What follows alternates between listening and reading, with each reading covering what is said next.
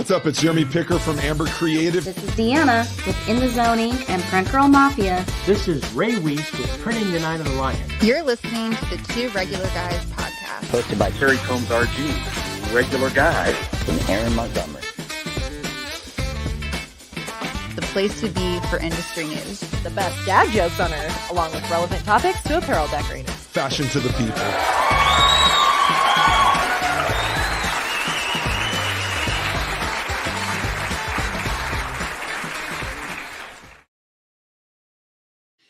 All right, welcome into the show. It is Friday, October 18th, 2024. I'm Terry Combs. You can find me at terrycombs.com. And I'm Aaron Montgomery from our Success Group, and I help business owners reconnect with why they started their business in the first place. And so, exciting day today, Terry. We are going to be talking to Tony. And man, I should have checked with him on his last name. So just in case I get it wrong, Tony, I apologize. But Tony Wavering, it should be easy. But again, these are the ones where I tend to overcomplicate it in my head, Terry. So yeah, Tony. No, it's Dutch. It should sound like, you know. I know. And my brain goes about 27 degrees the wrong way, and it's all good. So anyhow, we're gonna have Tony from PromoHunt in here in just a moment and talking about saving time and money when sourcing apparel. And that's become a I mean, obviously that's always been a thing in the garment decorating space, but I think whatever the opportunities some of these folks took when the COVID and supply issues, and it just feels like we probably need a little extra help. So Tony's here to give us some extra help in that area. So we're excited about that today, Terry. Yeah, I think it was before COVID, this is really hard. And then during COVID, this is impossible. And then after COVID, it was back to the hard part. And you're thinking, well, it's easy now. No, Yeah. It's still the same.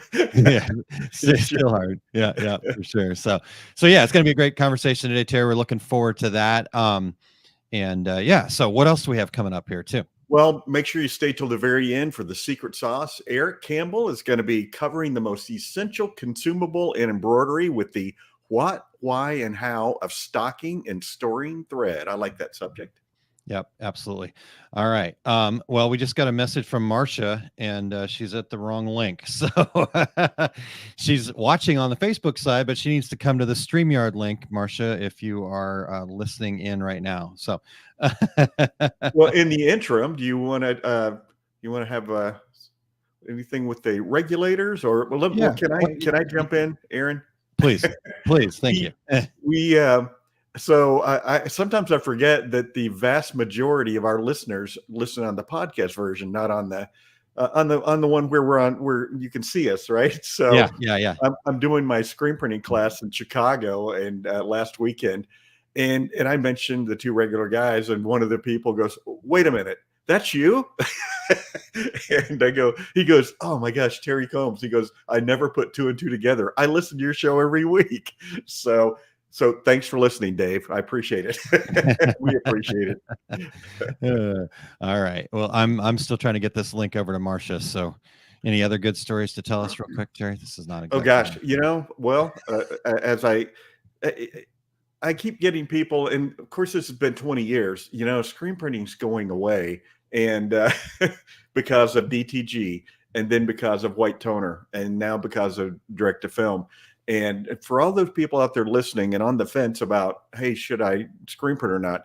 All my classes are sold out. The last class I did in Chicago was sold out for a month before we actually did the class. And right now, believe it or not, Aaron, right now we are scheduling 2025.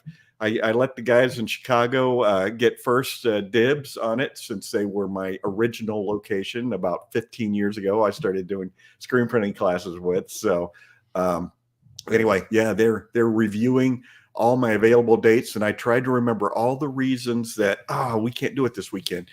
I block out the Super Bowl.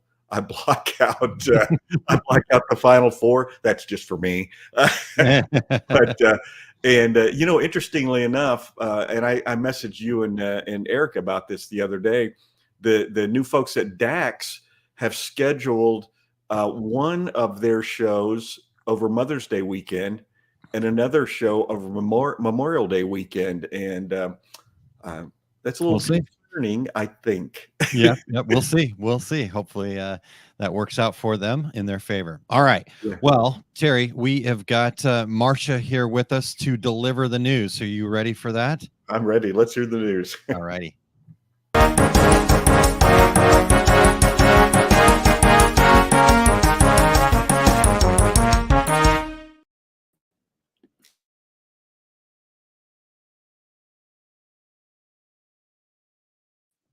Marcia, you're on mute there.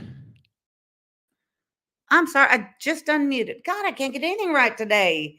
Good morning, regulators. I'm coming from the great state of Texas where our heat has finally broken. I just have a couple nuggets to share with you today that we've been reporting on screenprintingmag.com. And I think the guys have the website and headlines up there. First of all, our old friends at Sanmar are up to their antics again with their philanthropic efforts. As most of you know, Sanmar is one of the many great companies in the industry that does so much to give back to not only the communities and charities, but also underprivileged and underserved countries and organizations there. So I know I'm going to mispronounce this. This is about what they're doing with a group called Reciprocity Road at a school in Honduras. So Sanmar inspires the promotional industry to support the Motivo school. And so what they've done, they have two significant developments benefiting the school in Choloma, Honduras. First, they have announced the successful completion of a major construction project at the school, which began in 2022 and concluded in the spring of 2024. And then also an organization called Reciprocity. God, I'm an editor and I can't read. Reciprocity Road. And that's a buying group of 13 promotional product distributors. They've pledged to support the school's infrastructure and scholarship programs in partnership with Sanmar. This school was founded in 1992 and provides a safe and accessible place for students to receive an education, participate in athletic programs, access technology and other technical skills. Its coursework covers various topics, including science, math, history, and the arts. In 2022, Sanmar partnered with the W. Duke Kimbrell Family Foundation, an affiliate of Parkdale Mills, to support the school with the construction of 22 classrooms, a computer lab, administrative offices, and this accommodates 600 additional students. Sanmar's manufacturing operations in Choloma closely are linked to the local community, and that includes many of the company's families and their community.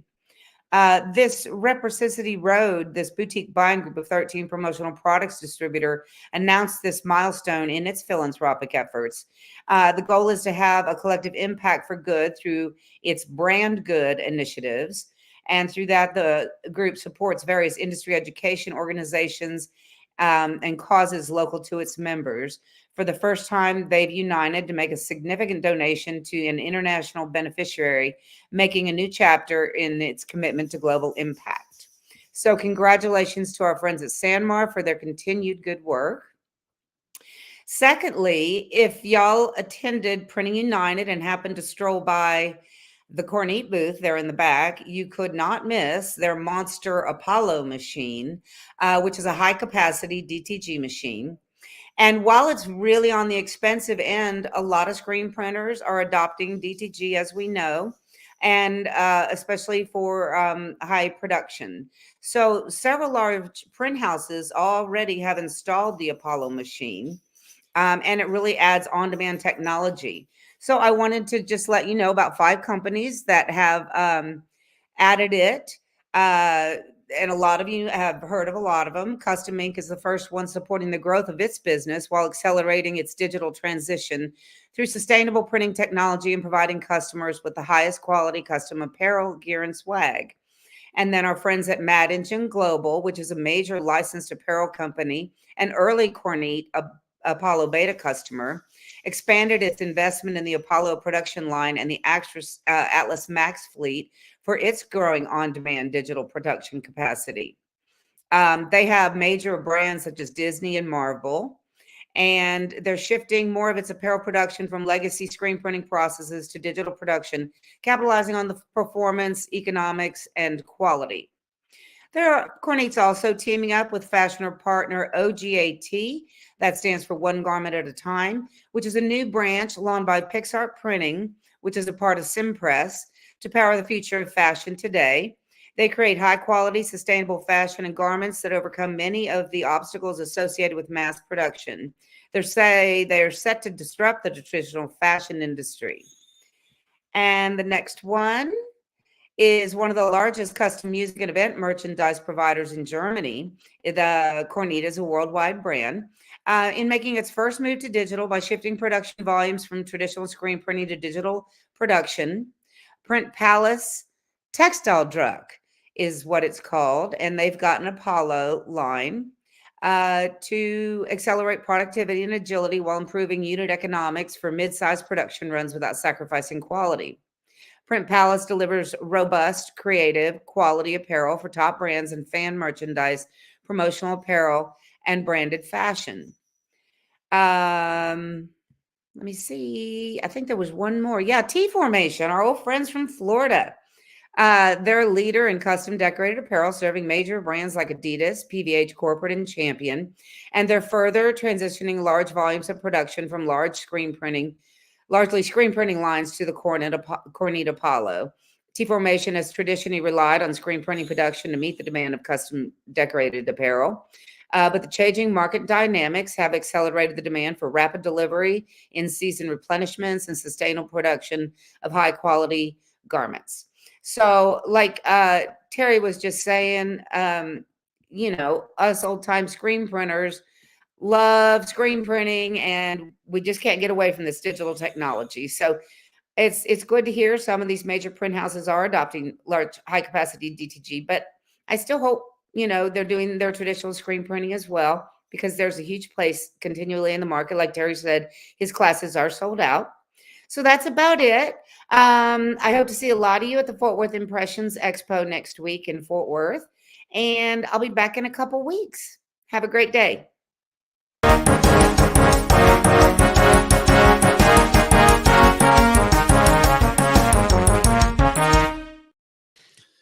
Thank you, Marcia. Appreciate that. Even with the technical challenges there, she came in and rocked it as always. So thank you for sharing the information, Marcia. And we're excited for everything you got going on over there at Screen Printing Magazine. So if you guys have not gone and subscribed to their newsletter and check that out. She also put together a really cool slideshow from Printing United. I think it's on my schedule of things to share next week in my social medias. So it's very cool. Yeah. Check it out for sure.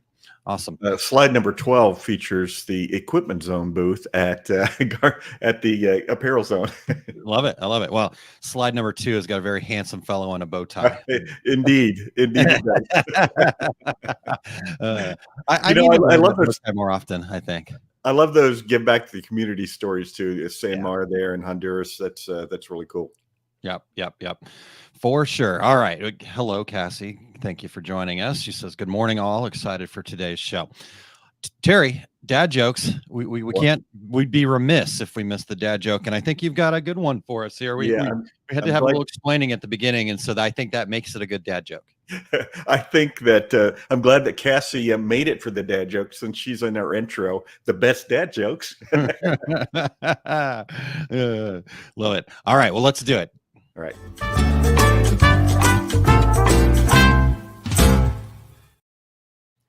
So, Aaron, did you hear about the actress who was murdered? No, Terry, I didn't. Who was it? It was Reese Witherspoon? No, with a knife. Okay, for our podcast listeners, on the screen, Eric has Witherspoon and with a spoon. With a spoon. Oh, like I said, I needed to understand my role, right? I had to embrace the character. And I was in a meeting this morning, and somebody goes, "Hey, you want to try out your dad joke on us?" And I'm like, "It's a two-parter. A two-person dad joke. I need to have a sidekick for this one." Well, I just was glancing over at my dad joke calendar from my friend Michelle Wilson. So we've got some new ones from October here that we'll get in here in maybe next week. All right. All right. Before we dive in, we want to thank everybody for checking out the Two Regular Guys podcast. We still need your voices. We would love to have the regulators participate in our show intros. Go to decorators.ink/intro, read a few sentences, and be a part of every show. We are always looking for new guests. So if you or anyone you know would like to join us, go to calendly.com/2 regular guys to book a future episode, or email us at info@tworegularguys.com with your show ideas. If you are listening to the podcast version of the show, we would appreciate you sharing the Two Regular Guys podcast with all of your industry friends so they can become regulators too. We would appreciate you giving us a review on Apple Podcasts, Spotify, iHeartRadio, Amazon Podcast, YouTube Podcast, wherever you do your podcast listening, we are there. And if you're watching us live right now, please join in with your comments and your questions. Yep. Excited to do this. In fact, Terry, with everything, I think let's just dive right in. You ready to bring Tony in here? Yeah, absolutely. All right. Well, let's do it, Eric. Hey, welcome in, Tony. Thank you so much for being here with us today. Appreciate you coming and sharing what your knowledge here. But Tony, we always like to kind of start. We gave up years ago reading the well-crafted bios because we just want to get to actually know who you are. So maybe start there for us. Just tell us a little bit about yourself, how you found your way into this weird and wonderful industry that we're in. Yeah, absolutely. And also, thanks so much for having me. Really appreciate it. Excited to be here. So I first got my start in the industry, and it was 2004. I was a student at the University of Pennsylvania. I was a sophomore, and I happened to be looking around and just seeing some students on campus selling screen printed apparel and making really good money doing it. And being a broke student in Philadelphia, having some extra spending money sounded like a great idea. So I found some really great local decorators who did really high quality work and had some extra capacity. And I knew some folks who could do really great design. And I sort of combined all these pieces together and started to sell shirts at Penn's campus to a lot of student groups. And I did this for about 3 years and made good money doing it. But, I went to Penn to study finance and accounting and decided, maybe I should just do the more traditional path here. So I went to New York City and worked on Wall Street as a management consultant for 6 years. And I worked at Deloitte Consulting. But at about year 4, I started to while it was a really good experience, I wasn't fully engaged with what I was doing. I'd always wanted to be an entrepreneur, even from a really young age. I was the really odd type of kid who, at the age of 10 years old, sold tens of thousands of Beanie Babies on eBay and other websites that were facilitating those types of transactions back in 1995. So, and I really loved doing that. I happened to grow up in a really small family business environment where my mom and dad in rural Missouri had a couple craft and gift shops. So that's sort of how I had access to all these Beanie Babies. And Nice. I really loved being able to sell them online at a much higher price than we could make locally. And so, fast forward to 2013, I'm in my consulting job and really not feeling fulfilled. And so, fast forward to 2013, and I was sort of excited to start my own thing. So what I wanted to do in 2013 was create a marketplace for custom apparel, create an online website where buyers could go and design a product and get prices instantly from really high quality decorators and choose which decorator they'd like to work with. I wanted to kind of create a more scalable model for what I was doing at Penn online. And I moved to India for 6 months and worked next to a team of software engineers to do that. While we built a really great website, and people from Google and other really big companies placed orders, they were pretty sparse. And so, we ended up shutting that service down. But along the way, I did meet one Fortune 100 client that wanted to buy from me like a traditional promotional product distributor would sell to them. And so that's really how I started to get really firmly established in the industry. And it was a really sort of serendipitous way in which that opportunity fell in my lap. I was at a tech startup event in New York City It was the end of that event, and there was an open bar starting at 5. I was at the bar a few minutes before 5, so it was this really tall dude, and I said, "Hey, can I buy you a beer?" And he said, "Sure." And he says, "I'm so and so with this company. What do you do?" And I'm like, "Well, I'm Tony, and I run a marketplace for custom apparel. We provide really great quality apparel at really great prices." And he's like, "Oh, we buy a lot of shirts." And over the course of the next 7 years, they say the rest is history. That's sort of how this went. His company would buy hundreds of thousands of shirts from me, and I was like a one-person show, solopreneur. And that experience, they started to ask for things that I did not feel comfortable selling. They started to ask for hard goods, right? And I know that like as a decorator sort of starting out, that was an area outside of my zone of competence. And I started to feel that I needed tools, like product search tools, to help me find really great ideas for my most important client, who's doing 7 figures with me and an uncomfortable percent of my revenue. I didn't want to let them down, but when I started to use these tools, I would enter a query like insulated tote bags, see tens of thousands of results. And it didn't, to me, feel like the companies wanted to make it easy for me to find great products. Instead, there was, they're raking in $3 or $5 with every search query that happens on their websites. And so it was sort of out of that frustration and using software in our industry that I wanted to set out to create PromoHunt. And so that's sort of how I got it. Very cool. In here. Very cool. Tony, what part of Missouri? You said rural. A town called Macon, Missouri. It's like an hour north of Columbia, Missouri, in northeast Missouri. Okay. I know about where that's at. Yeah. I live in just outside of St. Louis, but my dad lives over in Fulton, and we go explore all the little towns in Missouri. It's kind of cool. Yeah, definitely. Macon's a little town with 4 stoplights. Both my sons went to Kansas, but you can stay on the show for a little while longer. I always say on here, kind of tongue in cheek, that once you're in this business, you're never going to leave. Sometimes you stray a little bit, but back you come, and you're a perfect example of that. Yeah, for sure. Absolutely. Yeah, been selling since 2004, so long time. Yeah, love it. Perfect. It's Hotel California. So Tony, what are some of the common challenges that you see decorators facing when they're sourcing apparel and the other products that you're helping with, and how can they best overcome those challenges?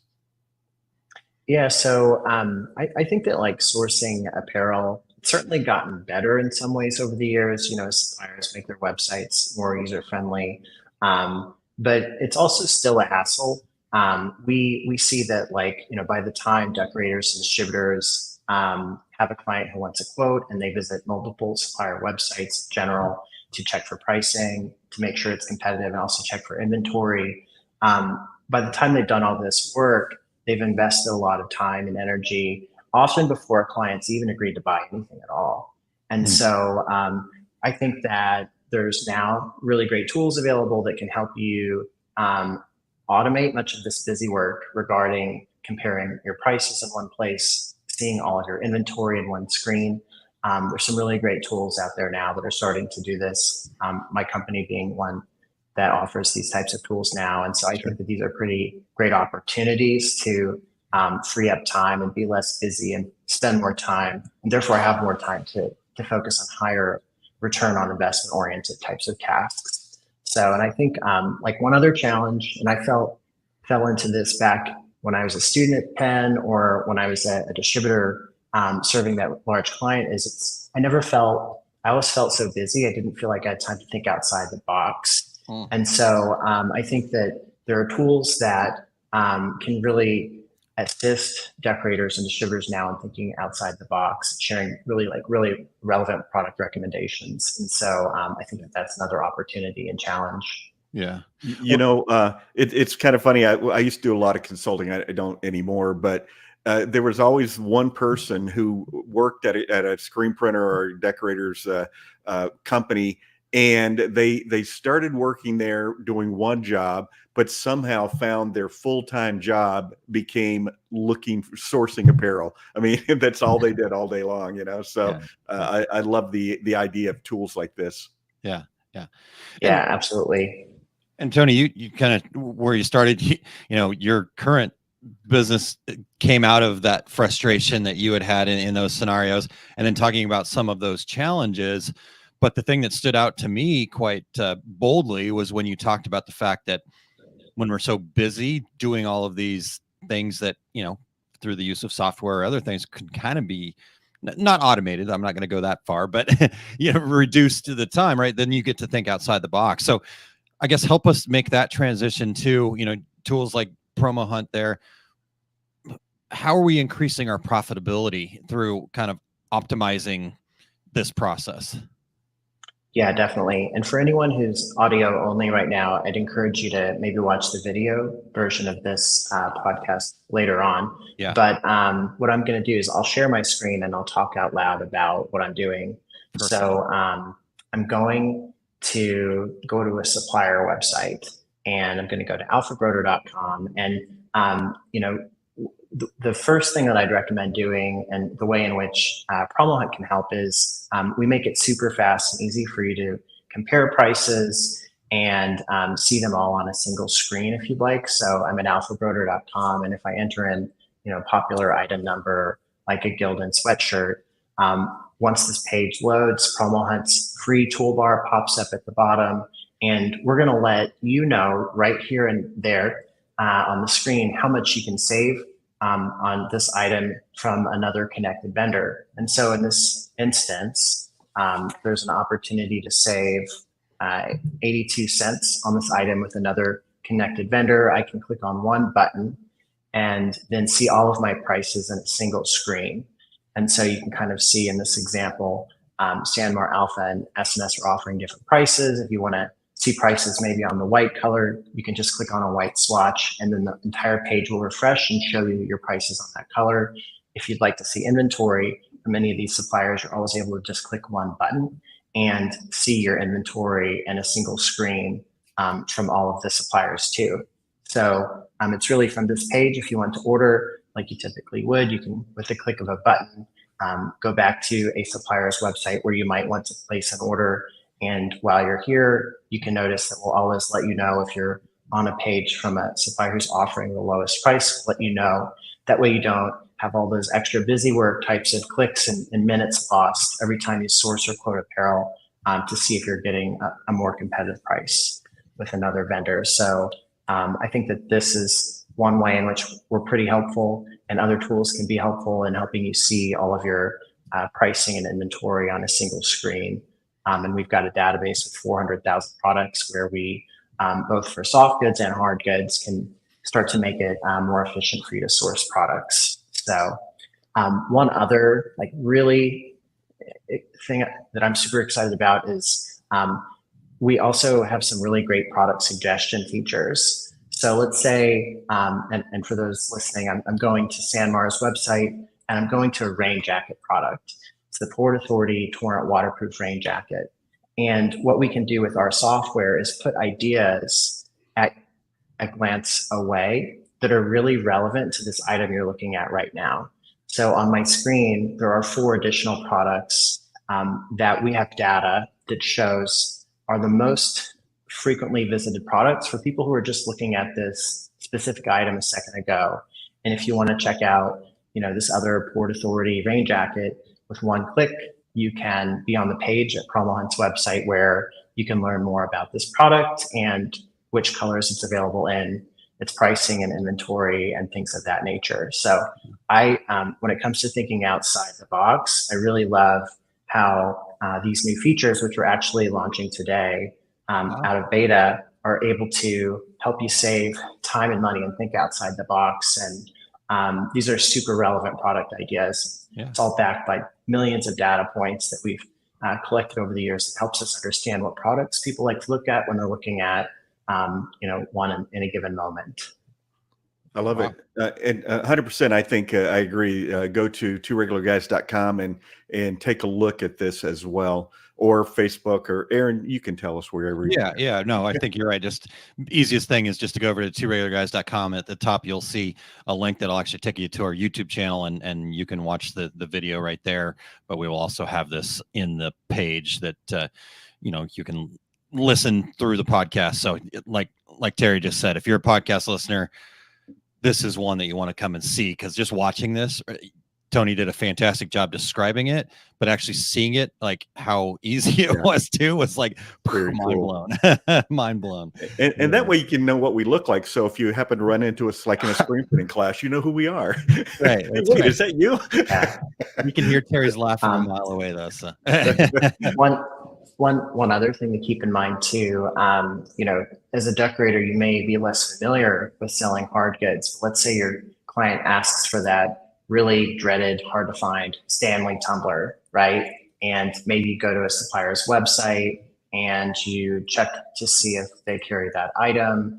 And what I'm doing for listeners is I'm going to the PCNA website. I'm going to click on a tumbler, and what PromoHunt can do is, let me visit a product. So, let me visit a different product really fast. Here we go. So if I visit Tumblr, again, we can put other vendors. You can see they're out of stock in this item from Minicolor in various colors, but PromoHunt's product suggestion feature can put other ideas from this supplier, as well as other ideas from other suppliers to carry this exact same item or similar items in front of you. And so with one click, you're in another spot where you can potentially find this item in stock or a similar item too. So if you're, this can be really nice for hard goods too, especially if you're less familiar in sourcing that type of item. Yeah, I like that.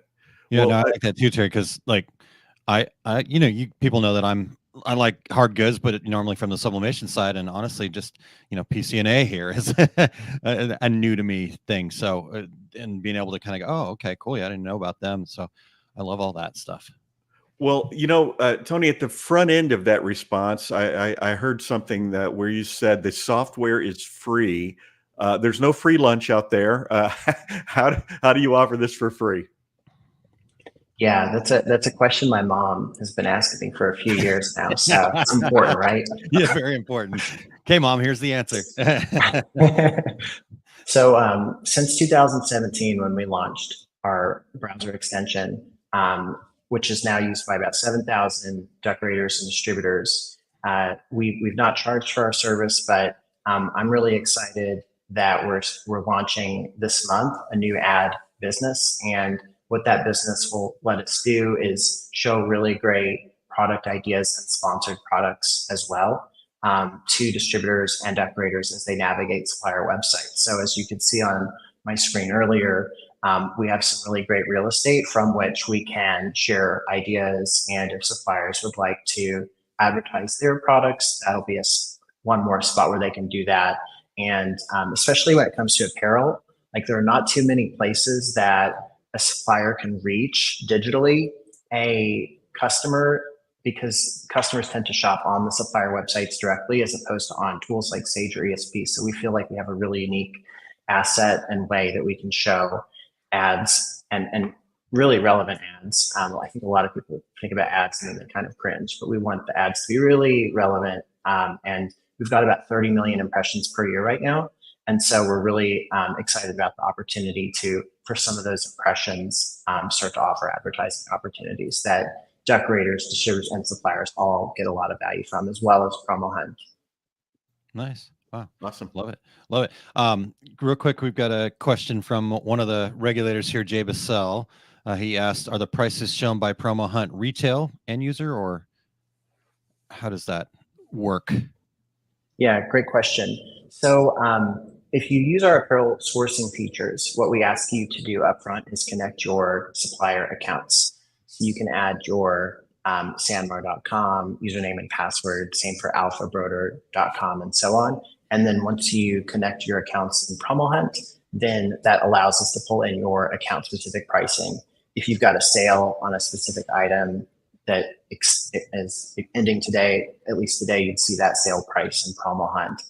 So we are grabbing your account specific prices, and for suppliers where you're not connecting your supplier accounts, we pull the supplier's published retail and net prices. So for like that PCNA tumbler I visited a second ago, if you create a PromoHunt account and look at that product in PromoHunt, you'll see the retail as well as the net price that you pay from PCNA. Cool. Wow. It's Love awesome. it. Thank you. And then Doug, not ignoring your question, he says, "Where's the link to his website?" Coming soon. So stay tuned. But Yeah, yes, there you no go. leaving Eric. early, man. You gotta. Yeah, I love it, Doug. He's ready. He's like, sign me up. Okay. I love it. And good morning, Dan. Thank you for being here. Excuse me. Okay. Well, let's take a quick breather, quick break here. I've got a Facebook group I want to share with the community here real quick. So we'll do that. And then Tony will be right back. And we've got some more great questions for you. Sounds great. Hey, business owners, have you lost some of that spark in your business? Or maybe you love what you get to do and you want to share that joy with others. Either way, the Entrepreneur Success Hub is the community you've been looking for. In this group, we believe that every question is worth asking and your voice matters. Whether you're facing challenges or ready to celebrate successes, we've got a space for you to learn, grow, and connect with like-minded entrepreneurs. Join us for weekly video shows like the Rising Tide Talks and Small Business Saturdays. Also, get the latest announcements for our webinars and other educational content, all designed to help you fall in love with your business all over again. Plus, in the group, we've got fun challenges like our Gratitude Challenge and other resources to keep you inspired and focused on what matters most. Plus, you'll be part of a growing community of supportive business owners who understand what you're going through. Get into the group, be engaged. This is your space to ask questions, share experiences, and rediscover the joy of entrepreneurship. Head to osg.link/group and join the Entrepreneur Success Hub today. Together, we'll fall in love with our business and achieve our goals. Awesome. Well, you guys get over and check that out. Just by the way, for anybody that is out there listening, we play some Our Success Group stuff. So I guess in a way I'm kind of sponsoring Two Regular Guys, but we are open to sponsorship, by the way. StreamYard has decided they feel really good about their services. So we could always use some help. Eric, I'm pushing buttons so you can hit me on the wrist later. But if you go over to tworegularguys.com/sponsorship, we'd love to have some further support of the Two Regular Guys podcast. We used to do quite a bit with sponsorships, and when COVID hit, we kind of started doing free promotions for folks to help them through the pandemic, and we just never kind of jumped back in. So that is true. Our friends at StreamYard are encouraging us to do that. Yes, they are. All right, Tony. Well, this has been awesome so far. And so we appreciate all of the great information you're sharing with us. Obviously, we look at a tool like this and we're going, okay, cool. Okay, my price here is this. My price here is this. My price here is lower. I'm going there. But are there some other important factors that we should be considering when we're choosing a supplier? Absolutely. I'm really glad you brought up this point. I mean, price and going with the lowest price supplier, there's so many reasons why that does not always make sense. Yeah. To name a few, like first off, if the supplier doesn't have inventory, it doesn't really matter what their price is. So inventory is critical. Shipping is really critical to consider too. Yeah. Are you getting free freight from a supplier? And that can be worth a lot of cents per unit ordered. So thinking about shipping costs and how far away are the items, so we're going to have them in time for our customers' deadlines and a smooth production workflow. You should also think about credit card processing fees, depending on if you're a card customer. Those can add 3 to 5% depending on who you're ordering with. And then kind of like money and hard facts aside, there's a more like soft side that's important to consider, right? Like you want to take care of suppliers that take care of you, take care of sales reps that take care of you. And as you mentioned about Sanmar earlier, suppliers like Sanmar, Alpha Rotor, and SMS, they do such great work in their communities and with the environment and with sustainability and giving back. And so I think that those are also really important considerations when you're thinking about who you'd like to buy from on any given order.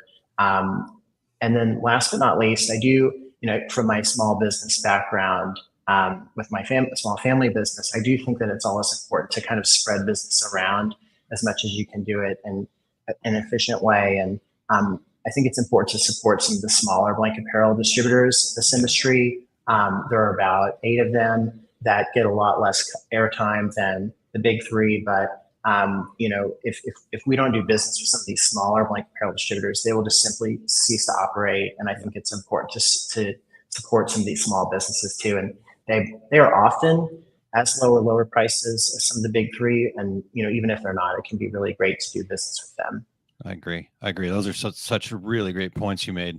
And Tony, actually, funny enough, as I was thinking about you, as you were sharing some of these ideas, in a Facebook group I'm in, I saw a kind of stretch of a post where somebody had shared they had come into an opportunity for a large order, and this was a apparel product that they purchased regularly, but because it was such a large order, they kind of went on the hunt and they found a cheaper price.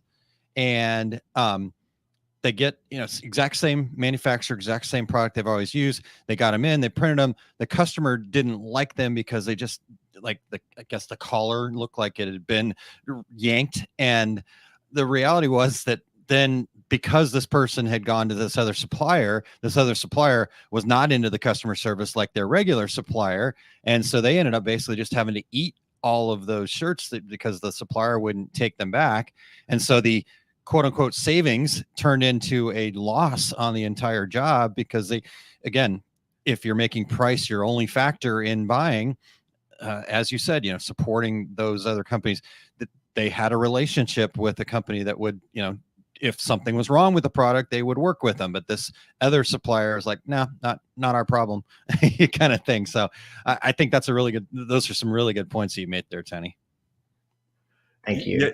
It's interesting too, because I've been on that side as well, and as you were describing this, in my head I'm thinking, man, I love the idea that you're going to see all these other listings and go, man, I didn't know this company even existed. I'm glad that at least I can go over and check out and see what they have, and because more sources is always a good thing.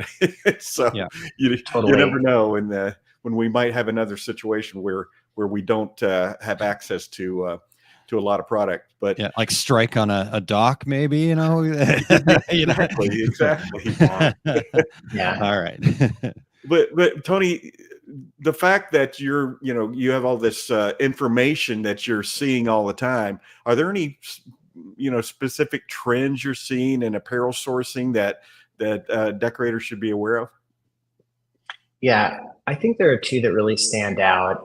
Before our call, I glanced at some of the data we have, and I think that people understand that the big three are really big, but I don't think people really understand how big they are relative to maybe the other 8 as well that also sell blanket apparel, generally more common mill-oriented types of brands. So one interesting metric I think is that the smaller 8 blanket apparel distributors have about 2.2% order share, at least with the PromoHunt audience. And so when we look at how many orders are being placed across all these 11 websites, at least in September, their share was about 2.2%. So it's just such a small amount. If you think about you have to divide that number by 8, and what sort of order volume those suppliers are getting. I think that that's pretty interesting and not really discussed too often.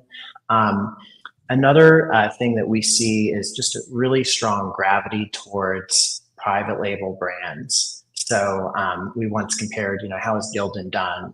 And some of these other common mill brands, maybe relative to Horton Company, District, Thread, Fast, Toltex, and those types of brands. And we really see those private label brands grabbing so much share from some of the common mill brands that are carried by others. And I think that trend is also concerning to some of these smaller blanket apparel suppliers who don't have their own private label brands like District, Horton Company, et cetera. I think that's a concerning trend, and another reason why it's good to think about opportunities to support and order from some of the small blanket apparel suppliers too. But those are some trends that we see, and I think that they're here to stay, many of them.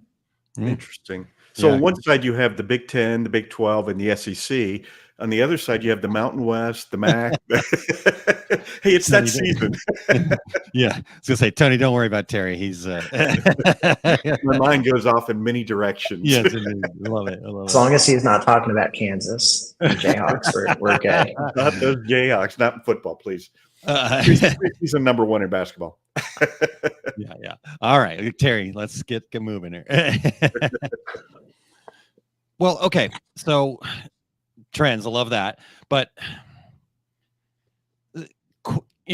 my story about the again, same brand, but somehow there was a quality issue potentially there. How do we find that balance between maintaining quality, but also maintaining and managing our costs when we are sourcing apparel? You get to see the data, but you've also been involved in this. So what would you give tips to our listeners and when we're trying to find that balance? Absolutely. I'm going to go ahead and share my screen really fast one more time. Cool. So here we go. We're going to go to let's go to the PromoHunt.com website. So from here, let's say you have a client who is looking for like a Bella Canvas 3001. So again, I think that to maintain quality and competitive pricing, it is a good idea to compare prices and think about opportunities you have to save. And this can make sure that your cost of goods sold is as low as it can be or competitively priced relative to that opportunity to keep it low. So that's one thing. And also think about how much labor time it saves when you can use a tool that reduces the need to go to multiple supplier websites to compare prices. That's also a really nice unlock of labor time, and it frees people up to do more higher ROI tasks, such as following up with clients, following up with prospects, asking people if they'd like to see a virtual or a mock-up or a sample or things of that nature. So there's a lot of good labor savings there too. One other tool that I'd encourage decorators and distributors to also check out are tools that let you efficiently share product ideas with customers. We've spoken with a lot of folks who tend to share links to supplier product pages with customers, and think about what it's like for your customer to get a URL that has hundreds of characters in an email. It's not very attractive, and that often gets shared. There are different companies that offer software that have really great presentation tools. Let's say you have a client who wants some breast cancer awareness, true ideas. What you can do with these tools that can help you save a lot of labor costs and time to make a presentation is you can just visit a product page. Let's say you're at the SanMar website and you want to share some shirt ideas. With a tool like PromoHunt or others, you can hover over this little add to button, click create presentation. We'll call it breast cancer awareness shirt ideas. You can click create, add this product to a presentation. And then if you want to add a couple other ideas to this presentation, you could add them as well. If you want to add a DM130, perhaps you can add it to your presentation with just a click. Now we've added 2 products to a presentation. If you want to share them in a pink color, you can click charity pink on the BC 3001, and then that product image got updated. You can click on a pink oriented color for this next product. And then, with just a few clicks, you have a link that you could share with a client. And when they open it up, they're going to see a really great looking professional presentation with your logo and branding at the top, and see all these ideas that you curated for them. And with tools like this too, you can get an email when they open the presentation, and then that can be really great for sales enablement so that you know when to follow up with them. So if they open this link in 4 weeks, it's a good time to follow up with them to say, hey, did you have any questions on what I shared? Can I share a mock-up or a sample or anything, other ideas with you? I think that there are multiple tools out there that let you really efficiently share ideas. You can do so much better than links in an email when you use a professional looking presentation tool to share ideas. So Promo has one and it's free, but there are some others out there. Distributor Central also has some free tools that you can check out as well. Interesting. Wow, that's really cool. I love that. And again, for those of you that are listening on the podcast side of this, it is well worth it to just pop over to our YouTube page through our website. We can just get to it to the 2regularguys.com and watch what Tony's sharing with us here. I'm just Like he's talking and doing this at the same time. He could have just sold, 1,000 shirts to somebody while he's doing a podcast. Amazing. Well, he could have sold some because we're making people wait for the link. So Yeah, that's right. well, so we always like to get advice from the experts we have on the show. So what kind of advice do you have for decorators looking to diversify their product offerings through better sourcing strategies? Yeah, number one, I'd encourage you to go to different trade shows, and whether it's like Impressions coming up in Fort Worth next week, or Long Beach, or even other more local shows. There's no substitute for touching products that you're not familiar with and getting to know them better. So highly encourage you to go to shows. If you do go to shows, it'd be great if you could swing by our booth too and say hello. We'll be at Impressions at Fort Worth and in Long Beach, and then we'll be at the PPII Expo show in Las Vegas too. Nice. And then once you go to these shows, meet with different vendors there, I think it's a great idea to create some accounts with them and order samples and get those ideas in front of clients. And then, I think a great practice is just to use tools in your workflow that are supportive of additional product ideas being handed to you on like a silver platter. Kind of like PromoHunt does, right? Like we literally, if you're looking at a product on a supplier website, we try to put really relevant alternatives in front of you so that with a glance, you're able to see alternatives and kind of understand, is this a less expensive price, more expensive price relative to what you're looking at? It can help you more efficiently share multiple price points with clients and think outside the box. So I think tools that help you think about outside the box are really great, especially when they work with your existing workflow and don't really need you to change your routine. It's hard to change your routines, and I think tools that let you use your existing routines are really special. Love it. Wow, that's good stuff. Thank you for all this stuff. Real quick, Rich tuning in, looks like coming in from one of your links there, Tony. So Rich says, hello, Tony. Hey, Tony. Thanks for being here, Rich. Appreciate you checking out the Two Regular Guys podcast. Well, okay. We're coming to the end of our time here together, Tony. This has been amazing, but how can our listeners reach out to you, learn more? Doug, we're finally answering your question. Where can you find Tony here? Give us where people should be reaching out to you at. Absolutely. If you'd like to email me, just shoot me an email at Tony, Tony, at promohunt.com. And if you'd like to sign up for PromoHunt, you can sign up for free at promohunt.com. It takes a couple minutes. And once you do that, we'll be sure to stay in touch as we develop new features. In the show notes, I'll also share a link where you could book a meeting with me if you'd like, and that'll be available in the show notes. So those are some great ways to stay in touch and stay up to date on new enhancements that we're releasing, and also the trade shows as well. If you'll be at Fort Worth, or if you know anyone who's going to be at Fort Worth, it'd be great for you to come see us. And we'll be at Long Beach and PPII Expo as well, and many more decorator shows in the future too. Cool. Yeah, definitely. Impressions shows, obviously, like you said, are kind of big regional, but the more regional ones too are great opportunities. I just got back from the Graphics Pro Expo in Indiana, and Terry brought up the Decorated Apparel Expo shows. So I think that's a great recommendation, Tony. Just get out there and see people and meet people.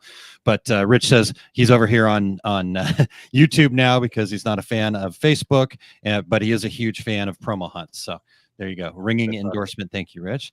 All right, Tony. Well, thanks you so much. Yeah, I love it.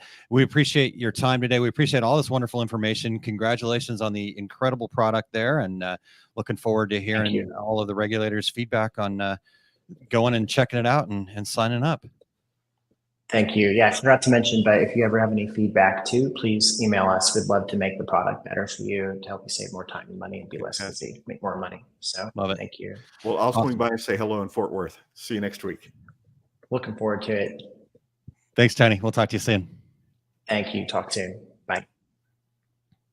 Awesome. That was awesome, man. Yeah, really good stuff. It's so cool to kind of see. Again, this goes back to my point that I've made before, Terry, that sometimes the biggest challenges that we have also bring on the best opportunities, right? Tony said that he created this out of a frustration that he was having, right? So it was a challenge, but he made it into an opportunity, right? Sourcing apparel, challenge. Hey, okay, smart people like Tony are out there figuring out ways to make it easier. So, in my screen printing classes, I always say at some point in the class, I go, where all this came from? This whole class came from me standing in the middle of my production floor going, there must be a better way to do this. That's what Tony has done.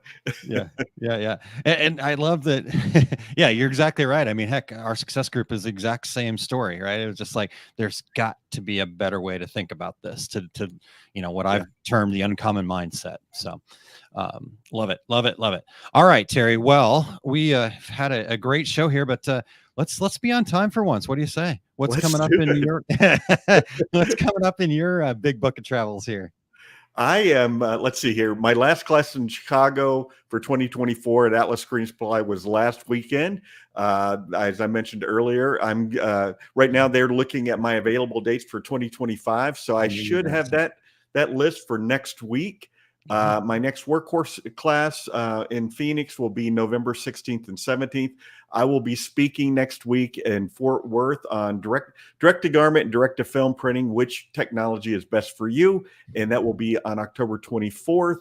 And you can find all my upcoming events at terrycombs.com. How about you, Aaron?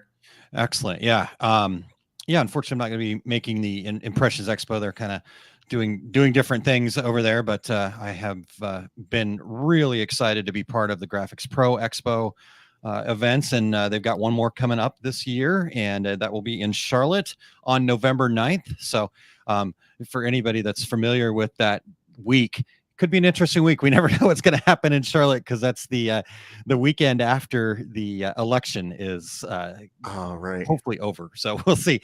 And but they've been out to Charlotte. Everything's okay. And obviously with the hurricanes and stuff, and so there was some concern about that. But been told that we're all good from that avenue. So I will be teaching how to master pricing for profit out there on November 9th, and looking forward to that. And then, cool. So Craig, earlier, by the way, I just wanted to, sorry, I'm chasing squirrels all over the place, but Craig said, cool product. He's going to pass it on to his promo guy, and then he's going to see us at GPX. And good morning, Kim Johnson. Hello. Okay. So the other thing for me, sorry, Eric, he's like, come on, dude, get on track here. For those of you guys that are business owners out there, I would love to buy you a coffee in exchange for a short chat. So I'm giving out $10 gift cards to get 20 to 30 minutes of your time. So I'm looking for business owners that have 2 to 5 team members. Really what I'm looking for is just people that have to deal with relationships in their business. So maybe your team is a virtual assistant, a part-time help, a partner, a spouse, whatever. Like, people that have relationships. And I'm also looking for businesses that have been in business for a couple of years, so they kind of know what the big challenges are in front of them. And I'd love to talk to you. And so I'm calling these partner perspective chats, and it's a no strings attached conversation for me to learn about what kind of the major challenges are that you're facing. No sales pitches, just a friendly chat. So head over to osg.link/coffee. And then the other thing for me is I shared in the promotion there, the commercial about the Facebook group. So we'd love to have you over in our Facebook group, osg.link/group. As far as Eric, as he gets prepped for the secret sauce here, he also is going to be bringing you episode 205 of the Take Up, and it is Stuck with Stitch Files, Editing Options and Limitations. I always love his titles.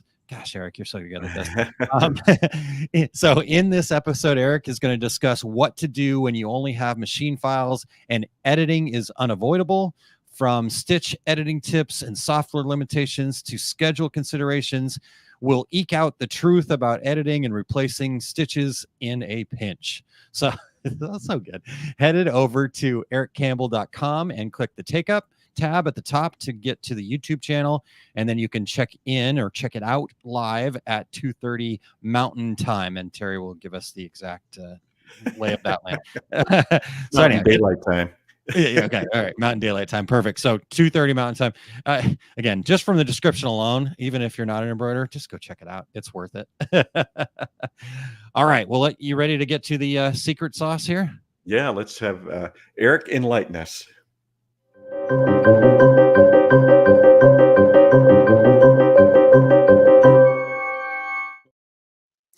Hey folks, I'm here with the secret sauce about our favorite and most important consumable in the embroidery world, thread. So these are my thread essentials. The most critical consumable of embroidery, of course, is thread. But in selecting and storing and stocking up our primary supply, we have to consider what makes the most sense for our particular setup. From fiber content and color selection to proper storage, we got to make sure we get the most for our money while properly serving our customer base, and it can hinge on curating that right collection of threads. The first thing we usually debate about is fiber, and the debate that still goes on in the U.S., less apparently in Europe, and I've talked to somebody recently about this. Debate I hear is, do we use rayon, do we use polyester? Rayon back in the day was prevailing choice, has a high sheen and lower tension requirements and less stretch than poly, so some decorators still like it. Not so much in the UK and in Europe, but honestly, I'm also a big polyester guy. Why? Polyester is excellent color fastness and resistance to bleach, industrial laundering, and abrasion resistance, catapulted into the top position for people whose primary clientele are workers in food service, medicine, trades, and sport. With modern tri-level polyester threads, the sheen of rayon is pretty closely matched as well. So for most custom decoration shops, I'm going to say polyester is usually the all-around winner. The other thing to think about are thread weights. Thread weights really refers to the thickness of the thread, though it is measured, believe it or not, in weight. When clients demand fine detail and tiny text, we have to get beyond sometimes that standard 40 weight thread that we all know and love and the 7511 needle that tends to be our baseline. So the use of 60 weight thread and 65/9 needles is increasingly common. And now we often need that ability to create those 25% thinner satin columns and lines, despite the need for the increased density and stitch count it takes for 60 weight thread to achieve coverage. For most embroiderers, a full sock of 60 weight colors may not be really necessary.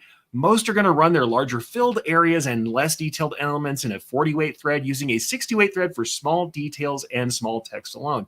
I would consider stocking your most popular text colors, as well as black and white, and leaving 1 to 2 needles on each head for 65/9 needles, especially if you don't find yourself going off and using those on 40 weight in most of your jobs.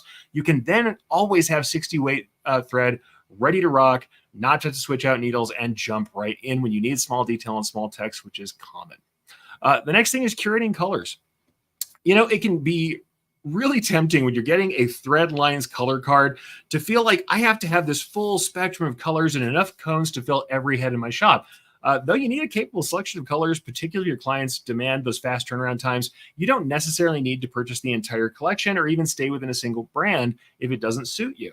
Start with a small collection of common colors. Online personalization companies often have under 20, while custom decoration companies usually start with more, expanding as the companies and customers require more matched colors. Aside from having a light and dark variants of the main kind of rainbow colors and neutrals, you might start with colors related to your current or potential clientele. Local school colors, civic or regional heraldic colors. I know here in New Mexico, if you don't have gold and red, you're lost, because our flag is very popular and those colors are in a lot of logos. And also, just look at the kind of colors that are generally part of your clientele as you start to sell, and make sure you've got that in stock. The other thing you can certainly do is charge initial fees for companies looking to add a Pantone match color or something that's really off of your usual catalog. Sometimes having the customer help soften that initial cost of stocking up, especially for multi-head clients. For making matches, though, I'm going to say this too. Consistency is very critical within thread lines and when matching samples. The former is based on thread manufacturer. If you're going with a recognized name in the industry, you're likely to find dye lots are fine and not have to worry about that. Our matching, however, can be a little harder. Consistent broad spectrum lighting can make it easier to make thread matches. And I would say also it's great to have controlled lighting when you can. Otherwise, go out and get natural lighting. Noonday sun lighting is a great place to make that match if you have to. But the best color matches are made with a customer in person when you can. Enlist their judgment whenever possible and have them see it in the thread. We know that with thread that has a nice secular highlight, you can have issues with color shine, making it hard to match things, and photographs don't always do it. So remember, high sheen can have slightly different tones at different angles. It's something we actually use on purpose in our embroidery designs. And at the crown and edge of satin stitch can be a little different. Though we can get color equivalencies from vendors, live matching is the last word in keeping a customer completely aware of these subtleties. Safe storage is another thing with thread. The way I like to store thread, honestly, is a little different than other folks. The thread wall display where we have them all on the pegs behind us looks awesome for our customers. It's definitely appealing, and it can be a great tool for thread selection and design space, but it may not be the safest way to store thread depending on your environment. I like closed containers that keep out dust, dirt, and light. Honestly, make sure that in any environment, thread's not going to be damaged. If you store thread near a window against a cold outer wall that might attract moisture or without protection, you can end up with dust, moisture, and or sun fading. So the thing is, if you go through a lot of turnover on those threads on the wall, you may be fine. If you're leaving a lot of that thread stock up on pegs for a long period of time, you're going to have dust on it, and it's more likely for some other damage to happen. So maybe a great display, maybe not always the best way to store your storage. Lastly, testing under tension. When you're dealing with the need to spend on stock, some people were looking at embroidery forums and buying up threads when somebody leaves the business or when someone decides to get out of it as a hobby. And it can seem like an amazing savings, but sometimes that thread may not be everything it's cracked up to be. Whether you're testing your own older stock of thread or something you're intending to buy, you really want to physically spool out a chunk of that thread, grasp it in both hands, and give it a slight tug. You'll know that tension if you've been threading a machine for any period of time. If it breaks easily or frays extensively at the break, it's probably past its prime. You can find threads that are brittle, especially depending on how they've been stored. Be careful with buying big stocks of old thread from shops that are shutting down. Though there's more to thread than these basics, there's not really a necessary thing to get a full stunning array of specialties from the metallics and matte finish, though those threads like the thick and conductive threads and the retroreflectives and all of these cool different finishes can be something that adds an extra sparkle, a little extra pull to your product. The thing is, knowing these base things that you know now, you can make the best selection possible for yourself. If you think about what colors make sense, if you make sure you're storing them right, and if you take care of them well and make sure that customer is seeing them in their best light, you'll have the best chance of making your thread work for you. And that is my secret sauce. Here we go.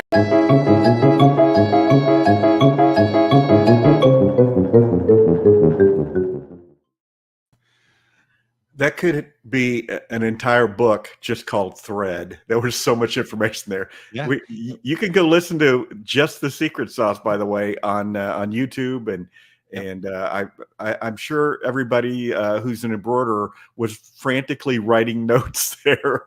And so go over to YouTube and you can listen at your own pace. That's right. Listen at your own pace. And you can probably get the transcript there. So if you no more note taking, you're all good. Well, amazing. As you said, Terry, Eric always brings just huge value and huge fire every time. So thank you, Eric. We really appreciate that. Well, Terry, been a great show. We want to thank everybody for tuning in. And we also want to thank Tony and PromoHunt and just really appreciate him joining the show and all the great information he shared with us today. So was a great show today, Terry. Absolutely. We also want to thank Eric Campbell, our show producer, for pushing all the buttons and turning all the dials and for jumping in with the secret sauce today as well. Yeah. I know he's beating himself up back there, but he is incredible. And yeah, absolutely. Half the fun, Eric, is just a few little miscues every now and again. That's what makes two regular guys what we are. We'd be boring otherwise. All right. But speaking of boring, no, wait a second. No, next week though, we've got we're kind of throwing some things together last minute. Had some moves, scheduling conflicts, just the way that a live show always goes. So I'm efforting. I'm pretty sure, I'm 99.9% sure we've got Matt Woodhouse joining us next week. So I don't know if that name's familiar to everybody, but Matt was a long time, just kind of, people knew him from Unisub, and he's out there. He's been doing different things in the industry. And so we're going to try to talk to him just kind of about his journey and what he's learned along the way and some other things like that. So details are still kind of percolating, but it's going to be a great show next week, as usual, here on the Two Regular Guys. All right. Until then, I'm Terry Combs. He's Aaron Montgomery. And that was the Two Regular Guys. Here we go. We're out. Awesome. Thank you for listening to Two Regular Guys. Check out our website at tworegularguys.com. That's the number 2, regularguys.com. You can also interact with us over at our Facebook page, facebook.com/tworegularguys, or send us a tweet, twitter.com/tworegularguys. And we have a YouTube page. You can find all that from our website, tworegularguys.com. Thanks for tuning in, and we look forward to spending some time with you again next week.